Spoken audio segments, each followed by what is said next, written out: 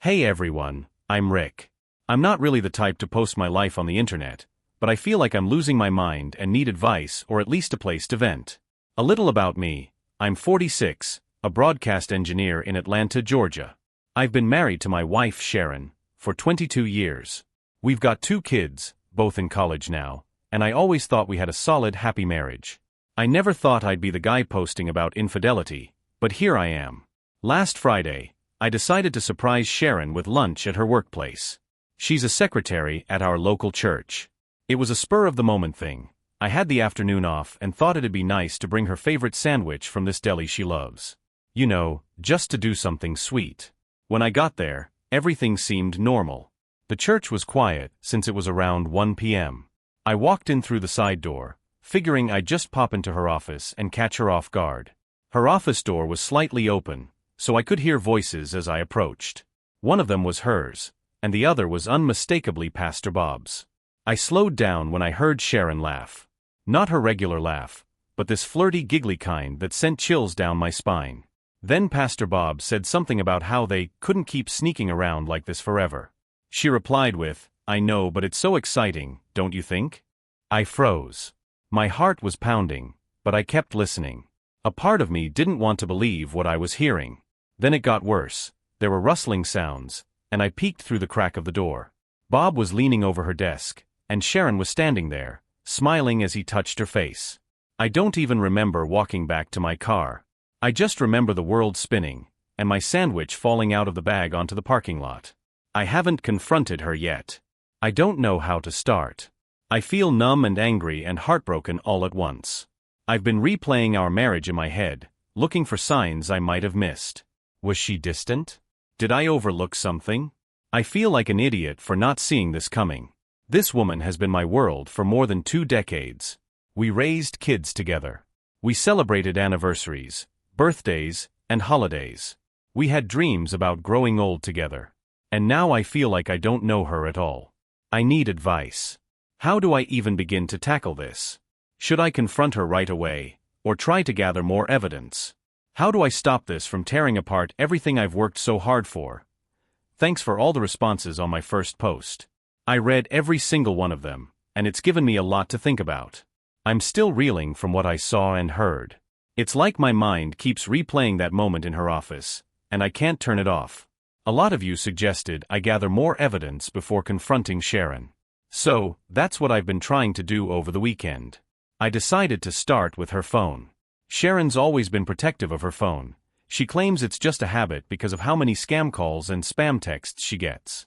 I never thought twice about it before, but now I wonder if it's more than that.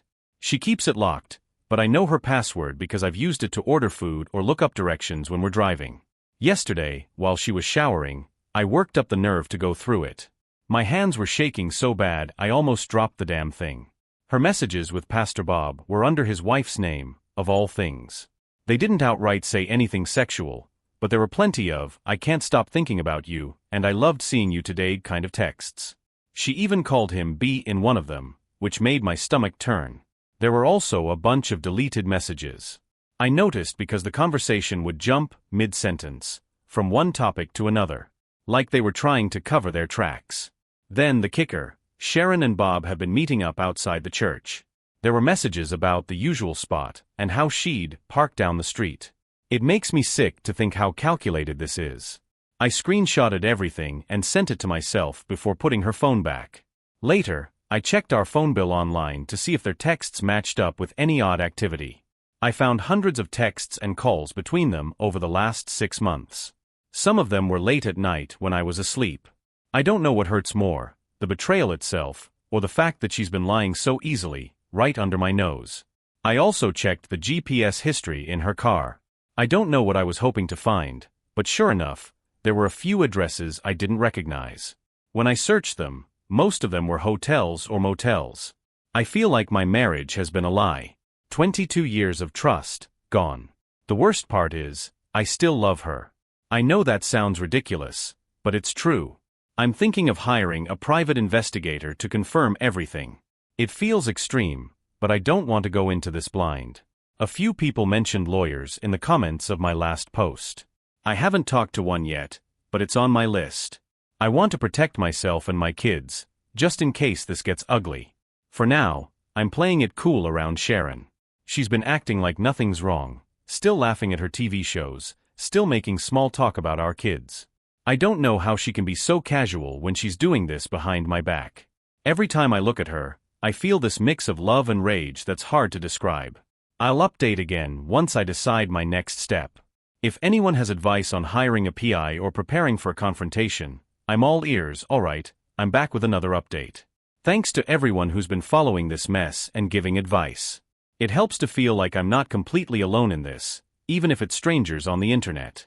After some sleepless nights and a lot of pacing around the house, I decided to hire a private investigator. I found someone through a friend of a friend, a guy named Marcus who specializes in cases like this.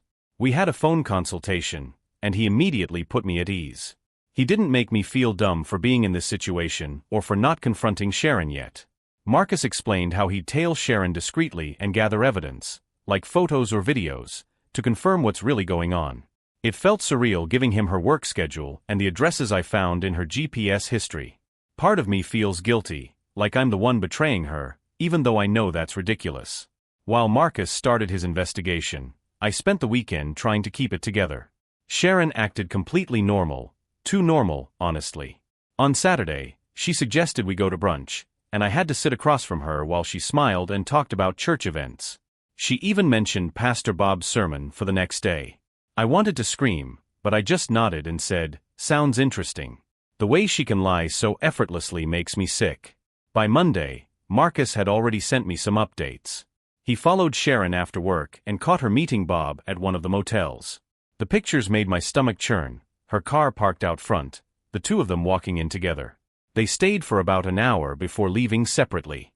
That same night, Marcus called me with another update. He tailed Bob and Sharon again after a church meeting. This time, they didn't go to a motel. Instead, they parked at some secluded spot by a lake. Marcus said they stayed in Bob's car for over an hour. He didn't have a clear angle to see what was happening, but it doesn't take a genius to figure it out. At this point, I have all the proof I need. Screenshots, phone records, pictures from Marcus. It's undeniable. I feel like I should confront Sharon right away, but I'm also terrified of how it'll go. I've been writing down what I want to say to her, trying to organize my thoughts. I know I'll lose it if I go in without a plan. A few people mentioned recording the confrontation, and I think that's a good idea. Not just to protect myself legally, but because I'll probably miss half of what she says in the heat of the moment. I also reached out to a divorce lawyer for advice. I haven't decided if that's where this is headed, but I want to be prepared. The lawyer was straightforward. She said it's important to stay calm and document everything. She also warned me that Sharon might try to twist the story or make excuses, and I need to be ready for that. I'm planning to confront Sharon tomorrow. I'm scared out of my mind, but I can't keep living like this. I'll update you all after it happens. Wish me luck. Hey everyone. I'm back. And things didn't go exactly how I imagined. I confronted Sharon last night, and I still feel like my head is spinning. I'll try to lay it all out. I waited until after dinner. She was sitting on the couch, scrolling through her phone like everything was normal. My heart was pounding as I walked into the living room. I sat down across from her and just blurted it out. "I know you're having an affair with Pastor Bob." Her face froze. She stared at me for a second like she was trying to decide how to react. Then she laughed, a nervous, forced laugh, and said, "What are you talking about?" I had all the proof ready. I pulled out my phone and showed her the screenshots of her messages, the phone records, the GPS history. I even had Marcus's pictures saved. Her face went pale. She didn't even try to deny it at first. Instead, she got defensive. "You went through my phone? You hired someone to spy on me," she snapped, like I was the bad guy in all this. I couldn't believe it. I told her I wouldn't have had to if she'd been honest with me. That's when the waterworks started. She burst into tears, saying it was a mistake, that it didn't mean anything, and that she was going through a lot. I asked her how long it had been going on. She said it started 6 months ago but insisted it wasn't serious. She claimed they only talked most of the time and that the motel was just to get some space. I called her out on that, and she admitted they'd been intimate but swore it wasn't often. I asked her why she did it. Was she unhappy? Did she feel neglected?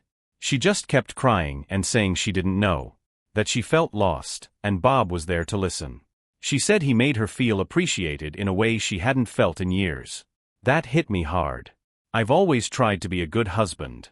I work long hours, but I've done everything I can to provide for our family. I've supported her through everything, and this is how she repays me? When I asked her if she loved him, she shook her head and said, "Of course not. It was just a stupid thing." But I don't believe her. How do you risk a 22-year marriage for something that doesn't mean anything? The conversation went in circles for hours. She kept apologizing, saying she didn't want to lose me, that it was all a horrible mistake. But every apology felt hollow. At one point, she even tried to blame me, saying I'd been distant lately. I lost it. I told her that while I was working to support her and our kids, she was sneaking around with our pastor. I asked her how she could lie to my face for months, how she could look me in the eye and pretend everything was fine. She just cried harder and said she didn't know. I told her I needed space to think. She begged me not to leave, but I packed a bag and went to stay at a motel for the night. Ironically, it's not far from the one she met Bob at. I'm sitting here now, trying to figure out what to do. She's been blowing up my phone with messages, alternating between apologies and promises to change. She's even asking if we can go to counseling. But here's the thing, I don't know if I can ever trust her again. I appreciate everyone sticking with me through this. Last night's confrontation left me with more questions than answers, and now I'm just trying to process everything. When I woke up in the motel this morning, Sharon had left a dozen messages on my phone. Some were long, tear-filled voice notes, and others were frantic texts begging me to come home.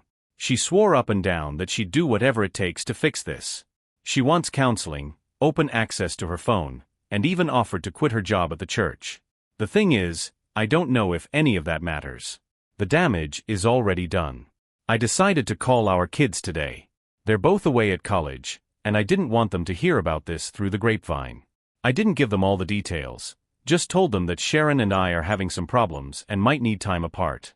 My daughter started crying, asking if we were getting divorced. My son was quieter, but I could tell he was upset. It broke my heart to have that conversation, knowing their image of our family will never be the same. As for Sharon, she's still spinning the situation to make herself look less guilty. When I finally called her this afternoon, she repeated that it was just a stupid mistake, and begged me to come home so we could talk face to face. I told her I needed more time, but then I asked the question that's been eating at me. What exactly did you see in Bob? Her answer floored me. She said, "He listens to me. He makes me feel special." That stung more than anything else. I thought I'd been doing that for 22 years. I thought I made her feel loved and valued. But apparently, it wasn't enough. I pressed her about whether Bob's wife knows. She claimed he promised her they'd never get caught, and Sharon swears she never wanted to hurt anyone. But how do you not hurt people when you're sneaking around in hotel rooms and lying to everyone you supposedly care about? Another thing that's been on my mind is the church itself. Bob has been our pastor for over a decade. He married us. He baptized our kids. And all this time, he's been betraying his own vows while helping my wife betray hers. I feel like I can't step foot in that church again, which is devastating because it's been a huge part of our family life. I've also started thinking about what my next steps are. Do I move forward with divorce? Can a marriage ever recover from something like this? A big part of me wants to just walk away, but another part remembers the good times and wonders if there's still something worth saving. I'm meeting with my lawyer again tomorrow to discuss my options. I haven't decided anything yet, but I want to be prepared. I'm also considering telling Bob's wife about the affair. She deserves to know, right? Or am I just being vindictive? I feel like I'm standing on the edge of a cliff, and no matter which way I step, the fall is going to hurt. Hey, everyone. I'm back with another update. Things took a turn today, and I'm still trying to wrap my head around it all. After a sleepless night at the motel, I met with my lawyer this morning. She was blunt, which I appreciated. She said I have every legal right to protect myself and my assets. She also mentioned that Georgia is an at-fault divorce state, meaning Sharon's infidelity could factor into things like alimony. That was a small comfort, I guess. At least there's some accountability. She also advised me to think carefully before confronting Bob's wife, saying it could complicate things. But honestly, I feel like she deserves to know. If the roles were reversed, I'd want someone to tell me. After the meeting, I went back home. I wasn't planning to stay, I just wanted to grab some more clothes and a few things I'd forgotten. I texted Sharon ahead of time, and she said she'd be out running errands. When I got there, the house was quiet. Too quiet. I thought I'd have some time to myself, but as I walked into the kitchen, I heard movement upstairs. My stomach dropped. I went up the stairs cautiously, not knowing what to expect. Sharon's office door was slightly open, and I could hear her voice. At first, I thought she was on the phone, but as I got closer, I realized she wasn't alone. I pushed the door open, and there he was, Pastor Bob, sitting on the edge of her desk. Sharon was standing next to him, mid-conversation.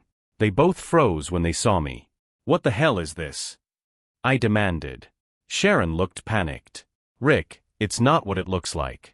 He just came over to talk." To talk? I cut her off. "In my house? After everything you've done, you invite him here." Bob tried to play the peacemaker. "Rick, I think we should all calm down." I wasn't having it. "Don't you dare try to calm me down," I snapped. "You've been sleeping with my wife for months, and now you're standing in my house like it's no big deal?" He looked uncomfortable but didn't deny it. That's when I really lost it. I told him to get out, and when he hesitated, I grabbed his arm and practically dragged him down the stairs. Sharon was yelling for me to stop, but I wasn't listening. I threw the door open and shoved him out onto the porch.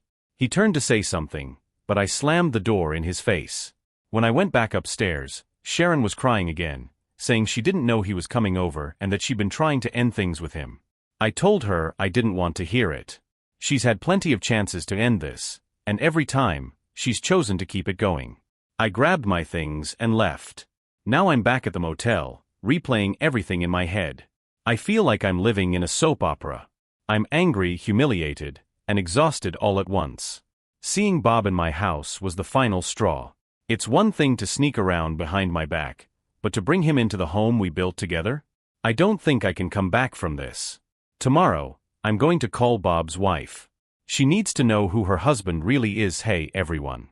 Another day, another storm. As promised, I decided to tell Bob's wife about the affair. It felt like the right thing to do, but now I'm questioning if I made the situation even worse. I called her this morning. Her name's Linda. We've interacted a few times at church events, but we're not exactly close. When she picked up, I could hear the cheerful pastor's wife tone in her voice. It felt awful to know I was about to shatter her world. I started carefully. "Hi Linda. It's Rick, Sharon's husband. I'm sorry to bother you, but I think there's something you need to know." Her tone shifted immediately. "What's this about?" I hesitated, then told her the truth. "I've recently found out that Bob and Sharon have been having an affair." The line went silent. I thought she might hang up, but then she spoke, her voice shaky. "Are you sure? That doesn't sound like Bob." "I wish I wasn't," I said, trying to keep my emotions in check. "But I have proof. Text messages, phone records, photos." She didn't say much after that. Just asked me to send her the evidence. I told her I'd email it, and she thanked me in this numb robotic voice before hanging up. I sent her everything, screenshots of their messages, details about the motels, and even the photos from Marcus. It felt cruel, but she deserved the truth. A couple of hours later, Linda called me back. She was sobbing. I could barely understand her at first, but eventually she said, "I don't know what to do. He's denying everything." Apparently, Bob told her I was lying because I'm angry and trying to ruin his reputation. He spun some story about me being jealous of their friendship and twisting things out of proportion. I told Linda I didn't know what else to say, but the evidence speaks for itself. She kept asking me why this was happening, how long I'd known, and if I thought there was any way to fix things. I didn't have answers for her. I barely have answers for myself. Before we hung up, she said she wanted to meet in person to talk more. I agreed, but now I'm wondering if that's a mistake. What more is there to say? Meanwhile, Sharon has been texting non-stop, asking where I am and when I'm coming home. She claims she didn't know Bob would show up yesterday and swears she's cut all ties with him. But I don't believe her. This whole situation is spiraling. I'm not sure what my next step is. Part of me wants to burn everything down and expose Bob to the entire church. But another part of me just wants to disappear and leave this nightmare behind. I'm meeting Linda tomorrow. I'll update you all after. Hey everyone. I met with Linda today, and it was intense. I thought I was prepared, but seeing her in person, knowing we're both dealing with the same betrayal, hit me harder than I expected. We agreed to meet at a coffee shop away from the church. When I walked in, she was already sitting at a corner table, her face pale and tired. She looked up when I approached, and the first thing she said was, "I don't even know where to start." Neither did I. We sat there in awkward silence for a minute before I decided to break the ice. I told her how I'd found out about the affair, overhearing Sharon and Bob at the church, going through Sharon's phone, and eventually hiring a private investigator. She listened quietly, nodding here and there, her eyes welling up with tears. When I finished, she told me her side. Bob had been acting distant for months, coming home late and brushing it off as work obligations. He'd also become more secretive with his phone, which she chalked up to stress from church responsibilities. Looking back, she said, there were plenty of red flags, but she didn't want to believe them. Then she asked me the question I'd been dreading. Do you think they're in love? I didn't know what to say. I told her Sharon claimed it wasn't serious, but her actions tell a different story. I said I wasn't sure if Bob's feelings were genuine or just some twisted power trip. Linda just shook her head and whispered, "I can't believe he'd do this to me." She asked if I planned to tell anyone at the church. I admitted I hadn't decided yet. Part of me wants to expose Bob for what he is, but I know that would blow everything up, not just for him, but for Sharon, Linda, and our families. Linda said she's been struggling with the same question. She doesn't want to ruin the church community, but she also doesn't know if she can keep pretending everything's fine. We talked for over an hour, going back and forth about what to do next. By the end of it, Linda said she needed time to process everything. She thanked me for being honest with her and said she'd reach out if she decided to take action. When I got back to the motel, Sharon had left me a voicemail.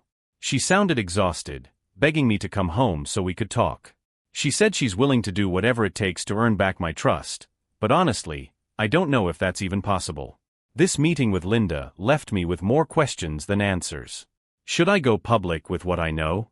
Should I try to work things out with Sharon, or is it too late for that? Every option feels like it leads to more pain. Hey everyone. Things escalated today in a way I wasn't expecting. I thought I had time to figure out my next move, but now the church is involved, and the situation has completely spiraled.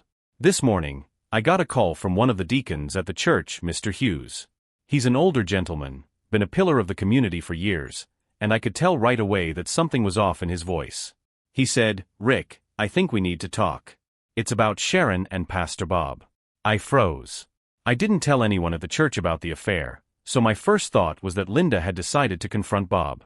I asked Mr. Hughes what he meant, and he said, "There are rumors going around, and we need to get to the bottom of this before it causes more harm." Apparently, someone saw Sharon and Bob at one of the motels. Word got out, and now people in the congregation are whispering about it. Mr. Hughes didn't confirm who started the rumors, but I wouldn't be surprised if Linda said something in a moment of anger or if someone else pieced it together. He asked if I could meet him and a few other church leaders to clear the air. I agreed, but I felt sick to my stomach the whole drive over. When I arrived, they were already waiting in one of the meeting rooms. It was Mr. Hughes, two other deacons, and Mrs. Taylor, a longtime member of the church who's basically the go-to for handling sensitive matters. They were polite but serious, clearly trying to figure out how much I knew. I didn't hold back. I told them everything, how I found out, the messages, the photos, the confrontation. I even showed them the evidence Marcus had gathered. There was a long, uncomfortable silence as they processed it all. Mrs. Taylor finally spoke. "Rick, I'm so sorry you're going through this. This is devastating for everyone." They assured me that they'd handle things discreetly and asked if I was okay with them confronting Bob directly. I said yes. If he wants to deny it, let him try. The evidence speaks for itself. On my way out, I saw Sharon's car pulling into the parking lot. I don't know if she knew I was there or if it was just a coincidence, but I didn't stick around to find out. This evening, Sharon called me in tears. She said the church leaders had confronted Bob, and he admitted to an inappropriate relationship with her. She was furious, claiming he threw her under the bus and made it sound like it was all her fault. I asked her if she was expecting him to lie for her. She didn't answer. Now, Bob's position at the church is in jeopardy, and Sharon is worried about losing her job too. She keeps saying she didn't mean for things to go this far, that she never wanted to hurt anyone. But her actions have hurt everyone, me, our kids, Linda, and now the entire church community. I don't know what's going to happen next. Will they fire Bob? Will Sharon resign? I feel like this situation is out of my control now, and it's terrifying. I keep thinking about how different my life was just a month ago. Now it feels like everything's crumbling, and there's no way to put it back together. Hey everyone. Things have continued to unravel since my last update, and I'm starting to see just how deep this betrayal cuts. I don't know if there's any way to salvage what's left. After the church leaders confronted Bob, word spread quickly. By Sunday, it seemed like everyone in the congregation knew something was up. The normally packed service was noticeably quieter. Sharon and Bob were both absent, and you could feel the tension in the room. Later that day, I got a call from Linda. She sounded shaken and said Bob had been asked to step down temporarily while the church investigates. She told me he's furious and blames me for ruining his life. I can't wrap my head around how someone like him, who stood at the pulpit preaching about honesty and faithfulness, could think he's the victim here. As for Sharon, she's been staying at her sister's place since the confrontation at the house. I haven't seen her in person since, but she keeps texting me, begging for another chance. She wants to meet with the church leaders and apologize, hoping to keep her job, but I told her that's her problem to deal with now. I've been talking to my lawyer more seriously about divorce. At this point, I'm leaning toward moving forward with it. Every time I think about giving Sharon another chance, I remember the lies, the sneaking around, and the way she acted so normal while tearing our family apart. Our kids are starting to ask more questions. I tried to shield them from the details, but my daughter called Sharon directly, and apparently, Sharon broke down and confessed. Now my daughter is furious with her and isn't answering her calls. My son is quieter about it, but I can tell he's hurting. It kills me to see them caught in the middle of this. Meanwhile, I'm still debating whether to expose the full extent of Bob's actions to the congregation. The church is already in chaos, and I don't know if adding fuel to the fire will help or just make things worse. Some people have reached out to me, offering support, while others seem to think I should have kept this private. This entire situation has made me question everything: my marriage, my faith, my sense of trust. I feel like I'm walking through life in a fog, just trying to make it through the day. At this point, I know I need to focus on myself and my kids. Sharon made her choices, and now I have to figure out what's best for us. Hey everyone. This past week has been one of the hardest of my life, but some things are finally becoming clear. I think I'm beginning to see what I need to do, even if it hurts like hell. Sharon came by the house yesterday, unannounced. I wasn't sure if I should even let her in, but she looked desperate, so I opened the door. She stood there, holding a folder of papers, and said she wanted to talk. I let her in, and she immediately started apologizing again. She said she'd been speaking with the church leaders and that they're giving her a chance to keep her job if she agrees to counseling and submits a written apology. She also claimed she's cut all ties with Bob, but honestly, I don't know if I believe her. Then she handed me the folder. It was full of printed pages, her texts with Bob, her emails, even some letters they'd written to each other. She said, "I want to be transparent with you. I'll show you everything." I sat there flipping through it, and it was worse than I imagined. Their messages weren't just about sneaking around. They talked about feelings, about how they understood each other in a way no one else did. Bob had even written her a letter saying he dreamed of them running away together and starting fresh. I couldn't read it all. I threw the folder down and asked her why she was showing me this now. She said she wanted to come clean and rebuild our marriage. That's when I told her I'd decided to file for divorce. She broke down, begging me to reconsider, saying we could still fix things. I told her that forgiveness is one thing, but rebuilding trust after what she's done feels impossible. She kept saying she'd do anything, but her words felt empty after everything I've seen. I also told her that our kids know. That hit her hard. She started sobbing, saying she didn't want them to hate her. I told her that was something she'd have to work on with them because I couldn't fix it for her. Before she left, she asked if I'd go to counseling with her, even if just for closure, she said. I didn't give her an answer. Maybe I'll go, but not to save the marriage. At this point, I think I need it for myself. After she left, I sat in silence for a long time, just staring at that folder. I haven't touched it since. Meanwhile, Linda called me again. She said Bob is still denying certain aspects of the affair and that the church hasn't made a final decision about his position. She sounded exhausted, like she's been fighting an uphill battle. I told her I'm sorry she's going through this, but I also can't let her problems weigh me down. She understood, but I could tell she's feeling as lost as I am. For now, my focus is on moving forward. I'm meeting with my lawyer this week to finalize the paperwork for the divorce. I'm also trying to be there for my kids, even though I'm struggling to keep myself together. This isn't the life I envisioned, but it's the one I have now. Hey again, everyone. I feel like I've crossed another line I can't come back from, and honestly, it's both terrifying and a little liberating. This week, I finally told people outside my family what's been going on. First, my kids. They've been tiptoeing around me ever since I told them Sharon and I were having problems. I realized that keeping them in the dark wasn't helping anyone, so I sat them down for an honest conversation. I started with my son, who's 20 and more reserved. I explained that Sharon had been unfaithful and that I was moving forward with divorce. He didn't say much at first, just nodded and stared at the floor. Finally, he looked up and said, "I always thought you and Mom were solid. This is hard to process." I told him I understood, that it's been hard for me too, but that I'm here for him no matter what. He nodded again, but I could see the disappointment in his eyes, not just in Sharon, but in me too. That hurt. Then I talked to my daughter, who's 22. She's more outspoken, and as soon as I told her about the affair, she burst into tears. "How could she do this to you?" "To us," she said. She started ranting about how Sharon always preached about family values and loyalty, and now it feels like all of that was fake. I told her she didn't have to take sides, but she shook her head and said, "I already have." That conversation left me emotionally drained, but it also made me realize how much this affair has impacted everyone, not just me. Later that week, I had another difficult conversation with my best friend Kevin. We've been close since college, and he's like a brother to me. I hadn't told him about any of this yet because I was embarrassed, but I finally broke down and called him. We met for lunch, and I laid it all out: the affair, the confrontation, the divorce. He listened quietly, and when I finished he said, "Rick, I had no idea. I'm so sorry." Then he surprised me by saying he'd had a bad feeling about Sharon for a while. He said she seemed distant and less engaged whenever they'd all hung out as couples. I felt a mix of relief and frustration, relief that someone else noticed, but frustration that I didn't see it myself. Kevin told me he'd have my back no matter what, which meant a lot.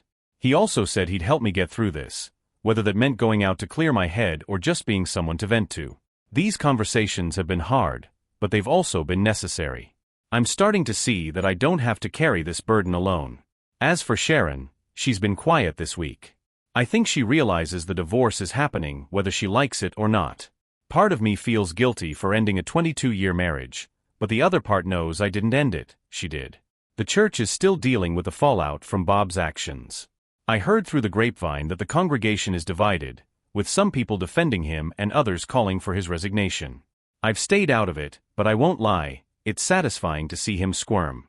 For now, I'm trying to focus on the next steps. My lawyer says the paperwork should be ready soon, and I'm looking into moving out of the house to start fresh. It's scary, but it's time. Hey everyone. Things have been a whirlwind, but for the first time in weeks, I feel like I'm starting to regain a little control over my life. It's not easy, but I'm taking steps to move forward, one day at a time. The divorce papers are ready. Signing them felt like closing the door on 22 years of my life, and I won't lie, it broke me a little. I sat there in my lawyer's office, pen in hand, and stared at the papers for what felt like an eternity. Then I thought about everything Sharon did, and I signed. Sharon hasn't signed yet. She's been texting me non-stop, saying she's not ready to give up on us. She even called the kids, trying to convince them to pressure me into giving her another chance. My daughter told her off, saying, "You had your chance. Dad deserves better." My son was more diplomatic, but made it clear he supports me. I've decided to move out of the house. It's too full of memories, and I can't walk through the door without thinking about all the lies and betrayal. I found a small apartment about 15 minutes away. It's not much, but it's mine, and it feels like a fresh start. Packing up has been an emotional roller coaster. Every box is a reminder of the life I thought I had. There are photos from family vacations, anniversary cards, even old love notes Sharon and I wrote to each other when we were younger. I've been setting most of it aside for now. I can't bring myself to throw it all away, but I also don't want it in my new place. Meanwhile, the situation at the church has reached a boiling point. Bob officially stepped down as pastor, citing personal reasons. I know that's code for he was forced out, but at least he's gone. Linda called me after the announcement. She's filed for divorce too, and plans to move in with her sister for a while. Linda asked if I'd be willing to meet one last time, and I agreed. We met at the same coffee shop, and this time, it felt less like two broken people commiserating and more like two people trying to figure out how to move forward. She thanked me for being honest with her and said she's grateful to have some closure, even if it's painful. We talked about how hard it is to rebuild trust after something like this. She said she's struggling to feel like herself again, and I told her I feel the same. It was nice to talk to someone who truly understands what I'm going through. As for Sharon, I'm keeping my distance. She's still holding out hope, but I think she knows it's over. She called me late last night, crying and saying she can't picture her life without me. I didn't say much, I just listened. When she asked if I thought we'd ever be able to move past this, I told her the truth. I don't know. The truth is, I don't think I can ever forgive her, not fully. I might get to a place where I don't feel this level of anger and hurt, but the trust is gone, and without that, what's left? The apartment lease starts next week. Once I'm settled in, I plan to focus on rebuilding myself. Maybe I'll pick up an old hobby or start going to the gym again. I don't know what the future holds, but for the first time in a long time, I feel like it's my future to shape. Hey everyone. I'm back with what feels like a calmer update. After everything that's happened, I'm finally starting to find some stability. It's not perfect, and there are still bad days, but I feel like I'm turning a corner. I moved into my new apartment earlier this week. It's small, but it feels good to have a space that's entirely mine. No ghosts of the past here, just me, a couch, a bed, and a coffee maker. My kids came over to help me unpack, which turned into an impromptu pizza night. We laughed about how bare the apartment looked, but honestly, I kind of like the simplicity. Sharon called the day I moved out. She asked if I was sure about leaving and if I could come by to talk things over. I told her no. I explained that I need space and that my decision to leave the house is final. She didn't argue as much as I thought she would, which was a relief. Maybe she's starting to accept that this is happening. I've also started seeing a therapist. At first, I wasn't sure if it would help, but after just a couple of sessions, I already feel a little lighter. The therapist has helped me unpack the guilt and anger I've been carrying, not just toward Sharon and Bob, but toward myself. She reminded me that this isn't my fault, even though part of me keeps replaying every moment of the last 22 years, wondering if I could have done something differently. One of the hardest things to process has been the loneliness. Even with friends and family supporting me, there are moments when the quiet is overwhelming. I've started filling that time with little things, listening to music, going for walks, reading books I've been meaning to get to for years. It's not much, but it helps. The situation at the church is still messy. I've stepped back completely, and honestly, I don't know if I'll ever go back. Linda told me she's been getting calls from people in the congregation, some offering support and others prying for details. She's holding up better than I expected, but she said she plans to move out of state once her divorce is finalized. I don't blame her. Sometimes I think about leaving Atlanta myself, but for now, I'm staying put. This is still home, even if it doesn't feel like it right now. Sharon reached out again yesterday, asking if I'd reconsider counseling. I told her I'm willing to go, not to save the marriage, but for closure. I think I need to say my piece in a controlled setting, where emotions don't run as high. I'm not sure what I'm hoping to get out of it, but I'll give it a shot. For now, my focus is on rebuilding. I've started reconnecting with old friends, picking up hobbies I'd let go of, and figuring out who I am outside of this marriage. It's slow, but it's progress. Hey everyone. This will be my final update. Writing these posts has been a lifeline, and I appreciate all of you who followed along, offering advice and support. It's been a long, painful journey, but I think I'm finally ready to close this chapter and focus on what's ahead. Sharon and I had our counseling session last week. It was productive, I guess, but not in the way she wanted. The therapist helped guide the conversation, which kept things from spiraling into the emotional chaos of our past talks. Sharon cried through most of it, apologizing over and over for what she'd done. She admitted she doesn't fully understand why she risked everything, but she knows it was selfish and wrong. When it was my turn, I told her how deeply her betrayal cut me. How it shattered my trust, not just in her but in myself. I explained that while I'll always care about her as the mother of my kids, I don't see a path forward for us as a couple. That was the hardest part, looking her in the eyes and telling her it's over. She begged me to reconsider, saying she'd spend the rest of her life making it up to me, but I stood firm. I told her I wish her well, but my healing has to start without her. After the session, I felt an odd mix of sadness and relief. It was like letting go of a heavy weight I'd been carrying for too long. The divorce is moving forward. Sharon finally signed the papers, and we're waiting on the final processing. The kids are handling it better than I expected. My daughter has been vocal about her anger toward Sharon, but I've been encouraging her to find forgiveness, not for Sharon's sake, but for her own peace. My son has been quieter but supportive, even helping me set up my new place. As for me, I've started to feel like myself again. I've been going to the gym regularly, which has been a great outlet for the stress and emotions I've been carrying. I also joined a local hiking group. It's nice to get outside and meet new people, even if I'm not ready to dive into a full social life just yet. The church has been in turmoil since Bob's resignation. Linda moved out of state last week, and I wished her the best. She told me she's looking forward to starting fresh, and I think I might follow her example in my own way. I've realized that starting over doesn't mean forgetting the past. It means learning from it and using those lessons to build something better. I've accepted that I'll always carry the scars of this experience, but they don't have to define me. To anyone reading this who's going through something similar, it gets better. It's slow, and some days are harder than others, but healing is possible. You just have to take it one step at a time and surround yourself with people who lift you up. As I write this from my new apartment, I feel something I haven't felt in a long time: hope.